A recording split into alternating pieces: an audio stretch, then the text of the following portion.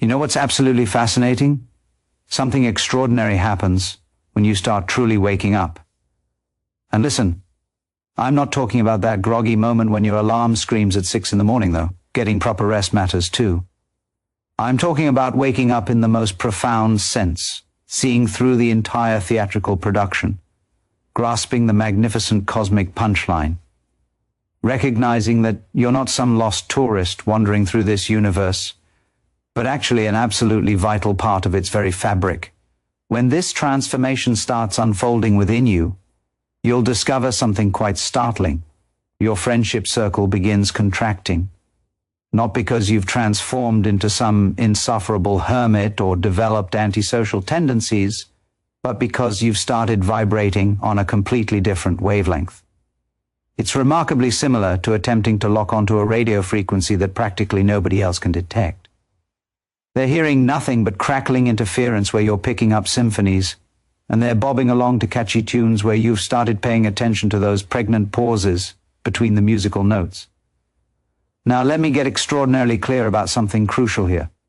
This absolutely isn't about being superior to anyone. The spiritually awakened individual isn't somehow better or more valuable than anyone else breathing on this planet. That interpretation would completely miss the fundamental point. Actually, anyone strutting around thinking their spiritual breakthrough makes them superior to others has merely exchanged one ego performance for another dressed-up version. They've swapped their corporate business cards for meditation cushions and crystals, but they're still engaged in the identical game of competitive one-upmanship. The actual reason spiritually awakened individuals frequently discover themselves with dramatically fewer companions is infinitely more intriguing than simplistic superiority complexes. You see, the overwhelming majority of human connections are fundamentally built upon mutual hypnosis. We collectively agree to believe specific narratives together. We mutually agree that Monday mornings represent absolute misery while Friday evenings symbolize liberation and joy.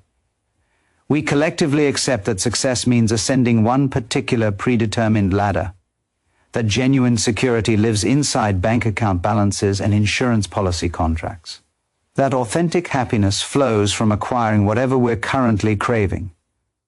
But when you genuinely wake up, you begin seeing straight through these flimsy agreements.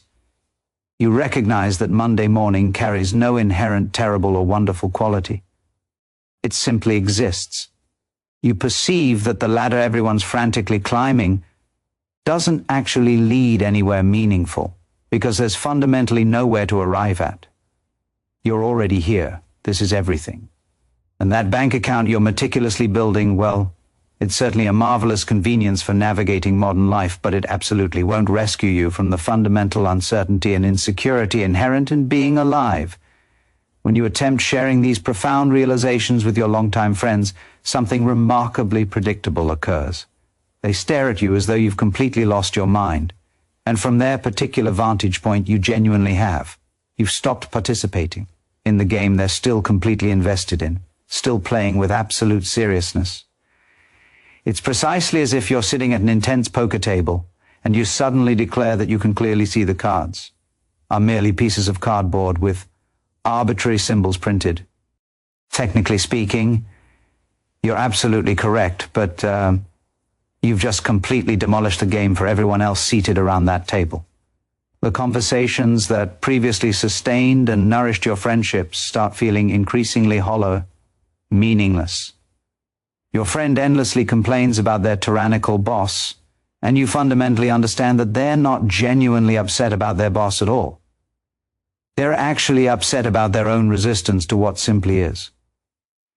Your colleague obsessively fixates over their child securing admission into the right prestigious university, and you clearly see the anxiety isn't remotely about the child's actual future at all.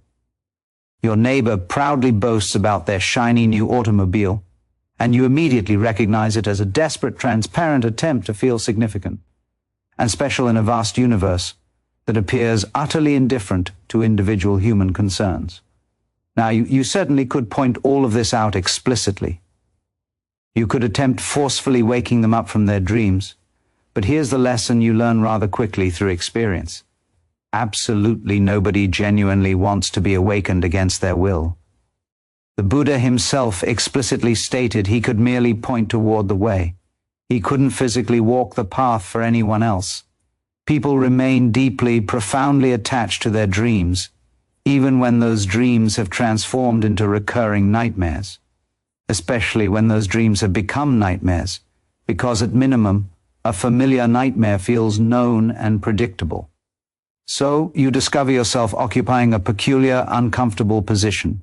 You're physically living in the identical world as everyone surrounding you, but you're experiencing that world in a fundamentally different way. You're like someone who suddenly realized that the engrossing movie they're watching consists merely of T-beams projected onto a flat screen. You can absolutely still enjoy the movie thoroughly. In fact, you might enjoy it more authentically now, but you can't quite lose yourself in it the way you previously did.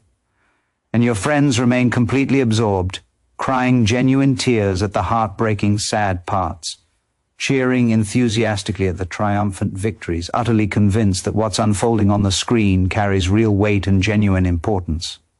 The spiritually awakened individual begins valuing authenticity over comfortable familiarity.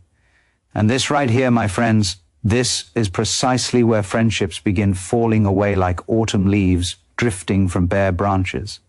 Most social interactions are constructed on foundations of mutual pretense and performance. We pretend, projecting more confidence than we genuinely feel. We pretend being fascinated by topics that secretly bore us senseless. We pretend agreeing when we fundamentally disagree. Pretend understanding when we're utterly confused. Pretend being perfectly fine when we're internally falling apart. But when you wake up authentically, you completely lose your appetite for pretense and performance. You can't quite summon the energy required to maintain the exhausting facade anymore.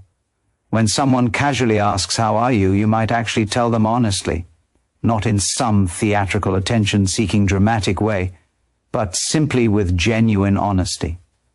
And this directness makes people profoundly uncomfortable, because "how are you?" isn't really a genuine question at all. It's merely a social greeting ritual. The socially correct answer is always "fine, thanks, and you." Anything departing from this script disrupts the comfortable social protocol everyone expects. You also stop laughing at jokes you don't genuinely find amusing. You stop nodding along enthusiastically with opinions you don't actually share.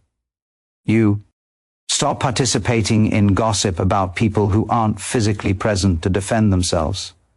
Not because you're deliberately trying to be difficult or contrary, but because these activities suddenly feel like eating bland cardboard when you've finally tasted genuinely delicious food. And your friends definitely notice this shift. They notice you've become completely unreliable as a co-conspirator in the usual social games everyone plays. Here's something else that inevitably happens. You become genuinely comfortable with silence stretching between words. Most people are absolutely terrified of conversational silence. They frantically fill every gap with meaningless chatter, with banal observations about weather patterns, with recycled opinions about current events they don't truly care about. But silence is actually where genuine communion happens between souls. Silence is where two consciousnesses can actually meet directly without the constant interference of all those unnecessary words cluttering the space. The spiritually awakened person discovers you can sit with someone in complete silence and feel more genuinely connected than you ever did while drowning in superficial small talk.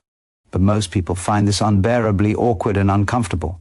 They desperately need the noise, the distraction, the continuous stream of verbal ping-pong to avoid confronting the vast mystery of simply being here together sharing space. And then there's the significant matter of purpose and meaning in life. Your old friends are still frantically chasing goals, climbing metaphorical mountains, desperately trying to prove something to someone. They're running endlessly on the achievement treadmill, always one success away from finally being happy, one acquisition away from feeling complete and whole. But you fundamentally realize that happiness isn't waiting at the end of any rower, or path. It's the road itself when you stop treating it as merely a means to reach some end. This creates a strange, awkward disconnect between you. Your friend is intensely stressed about a promotion at work, and you can clearly see that whether they get it or not, they'll still be fundamentally themselves, still be right here, still facing the identical existential questions about existence. The promotion won't save them from anything. Nothing will save them because there's actually nothing to be saved from. This is it, this moment, this breath, this strange and wonderful fact of being alive right now. But you can't actually say this directly, can you? Because they'll immediately think you're telling them not to care about their career at all, not to have any ambition whatsoever, to just surrender and give up. And that's not remotely what you mean. What you mean is something far more subtle and nuanced. You mean that ambition is perfectly fine, careers are fine pursuits, but they're not what we think they are. They're part of the dance, part of the grand play, but they're not the fundamental point. The point is the dancing itself, not some destination the dance is supposedly reaching. But try explaining that subtle distinction at a dinner party. You see, the spiritually awakened person has died in a very particular way. Not physically, obviously, but psychologically and emotionally. The person they thought they were, that carefully constructed identity with its elaborate story of where it came from and where it's heading, has been completely seen through. And once you've died like this, once you've seen that your ego is just a useful fiction, a social convention like inches and centimeters, you can't really take the drama of personality quite as seriously anymore. Your friends remain deeply identified with their personalities. They are their opinions, their achievements, their failures, their reputation in others' eyes. An insult wounds them deeply because they genuinely think they are the person being insulted. A compliment inflates them because they think they are the person being praised. But you've realized you're not your personality any more than you are your reflection in a mirror. The personality is something you're actively doing, not something you fundamentally are. This creates what we might call an authenticity gap between you. Your friends are performing their personalities continuously, and they desperately need an audience. They need validation, agreement, recognition from others. But you're no longer a reliable audience member because you can see the performance as merely a performance. You can appreciate it, even enjoy it, but you can't quite believe in it the way they need you to believe. And here's where everything gets really interesting. The spiritually awakened person realizes that aloneness and loneliness are not remotely the same thing. Loneliness is the sharp pain of feeling separated from others. But aloneness, genuine aloneness, is the recognition that at the deepest level you are the entire universe experiencing itself from one particular point of view. You're not a separate fragment desperately seeking connection with other fragments. You're the whole thing playing hide and seek with itself. When you truly understand this, the desperate quality evaporates from your relationships. You stop needing friends to complete you, to validate you, to save you from yourself. You can enjoy companionship without clinging to it desperately. You can be alone without feeling crushing loneliness. And paradoxically, this actually makes you less attractive as a friend to people still seeking salvation in relationships. Most people want friends who will reinforce their worldview, who will agree that their problems are real and important, who will commiserate and validate and support the dream they're dreaming. But the spiritually awakened person can't do this in good conscience anymore. They can offer genuine compassion, true presence, real unconditional love, but they can't pretend that your crisis is what you think it is. Your friend is utterly devastated because their romantic relationship ended badly, and you can see they're not really mourning the actual person. They're mourning their fantasy of who that person was and what the relationship meant about them personally. You can hold compassionate space for their pain, but you can't reinforce the story that's actually causing the pain, and this is more often than not experienced as a lack of support. The awakened individual also stops participating in collective delusions. They can't get excited about tribal identifications anymore. My country, my political party, my sports team, my religion is better than yours. They see that all of these are just games of us versus them. Ways of feeling special by contrast. Ways of forgetting the fundamental unity that underlies all apparent separation. But human society runs entirely on these tribal identifications. They are the glue holding groups together. When you stop participating, when you can see the good in the other side and the flaws in your own, when you refuse to demonize the enemy or idolize the hero, you become unreliable as a tribe member. And friendship for most people is fundamentally a tribal affair. There's also the significant matter of time perception. The spiritually awakened person has a completely different relationship with time. They're not constantly leaning into the future or dwelling in the past. They've discovered that the only time that actually exists is now. The past is a memory occurring now. The future is a thought occurring now. There is only ever this moment. And this moment. And this moment.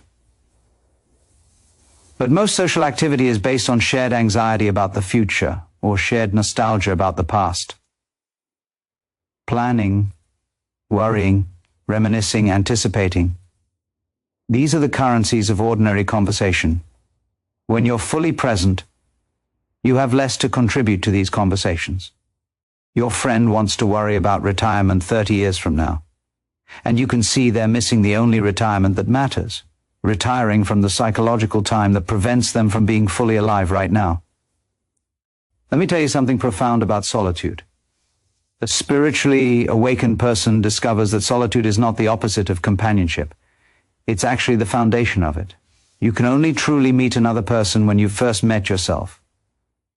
And meeting yourself genuinely requires solitude, silence, time alone with the vast mystery of your own being. But modern society is absolutely terrified of solitude. People fill every single moment with noise, with stimulation, with company. They're always texting, scrolling, watching, listening, interacting. And they call this being connected, but it's often just sophisticated avoidance, a way of running from the only companion they'll have from birth until death themselves. The awakened person doesn't avoid company, but they don't fear solitude either. They've discovered that being alone is not being lonely. In fact, they've discovered you can be lonely in a crowd and deeply connected in complete solitude. This makes them seem strange to people who need constant social stimulation to feel okay. Here's another crucial point. The spiritually awakened person has surrendered to life rather than trying to control it. They've realized the universe has been doing quite well without their management for billions of years. They've relaxed into the flow of existence rather than swimming frantically upstream. But most people are still trying to control absolutely everything. Their image, their future, other people's opinions of them, outcomes, they have no real control over. They live in a constant state of tension, of holding on, of trying to make things be a certain way. And they need friends who will support them in this impossible project, who will strategize with them, worry with them, help them maintain the illusion of control. The awakened person can't do this. They can offer presence, acceptance, love, but they can't pretend that your need to control the uncontrollable is anything other than the source of your suffering. And this is often experienced as a lack of caring, when it's actually the deepest form of caring. You also begin seeing through the victim stories. Everyone has them. The narrative about how they were wronged, how life dealt them a bad hand, how they would be fine if only this or that had been different. These stories give people a sense of identity and absolution from responsibility. But when you wake up, you see that holding on to these stories is like drinking poison and expecting someone else to die. This doesn't mean bad things didn't happen. It doesn't mean people weren't hurt or that injustice isn't real. It means that continuing to identify with the wound, to build your sense of self around what was done to you, is optional suffering added to unavoidable pain. But try pointing this out to someone in the middle of their victim story and watch your friendship evaporate. The spiritually awakened person has also made peace with death. Not in a morbid way, but in recognizing that death gives life its poignancy, its urgency, its beauty. When you accept that this moment is all there is, when you truly digest the fact that you're going to die, and so is everyone you love. Something shifts. You stop postponing life. You stop waiting for quantity. Ons to be perfect. You stop treating this moment as a stepping stone to some better future moment. But most people are in deep denial about death. They organize their entire lives around avoiding any reminder of mortality. And they need friends who will participate in this denial, who will help maintain the fiction that we have all the time in the world, that death is something that happens to other people far away. Not yet. When you stop participating in this denial, when you live with death as an intimate companion that makes every moment precious, people find you unsettling. You remind them of what they're trying to forget. Your presence is an unwelcome interruption in their elaborate system of avoidance. Now, I want to be crystal clear about something important. The spiritually awakened person isn't cold or uncaring or isolated by choice. In fact, they may love more deeply than ever before. But it's a different kind of love. It's not need masquerading as love. It's not transaction disguised as affection. It's not two people using each other to avoid facing themselves. It's a love that sees the divine in everyone, that recognizes the same consciousness looking through all eyes, that doesn't need anything in return. And this kind of love is often too much for people. They're more comfortable with the conditional love they're used to. I'll love you if you make me feel good, if you agree with me, if you reflect back to me the image I want to see. So what does the spiritually awakened person do? They don't force their insights on anyone. They don't proselytize or try to convert. They simply live from their understanding and trust that their presence will attract whoever is ready for genuine meeting.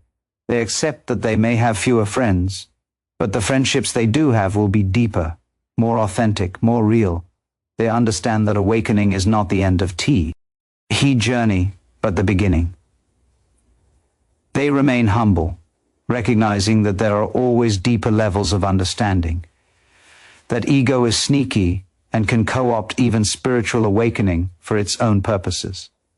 They stay awake to their own tendency to fall back asleep, to start taking their insights too seriously, to create a spiritual identity that's just another prison. And perhaps most importantly, they realize that having fewer friends is not a problem to be solved. It's simply what happens when you stop playing games you can't believe in anymore. The point was never to collect friends like trophies. The point is to wake up, to be present, to live authentically, to love without conditions. And if that means spending more time alone, so be it. Because you're never really alone anyway. How could you be? You're the universe experiencing itself. You're the eternal consciousness playing at being a temporary person. You're the infinite wearing the mask of the finite. And once you know this, really know it, the question of how many friends you have becomes rather beside the point, doesn't it?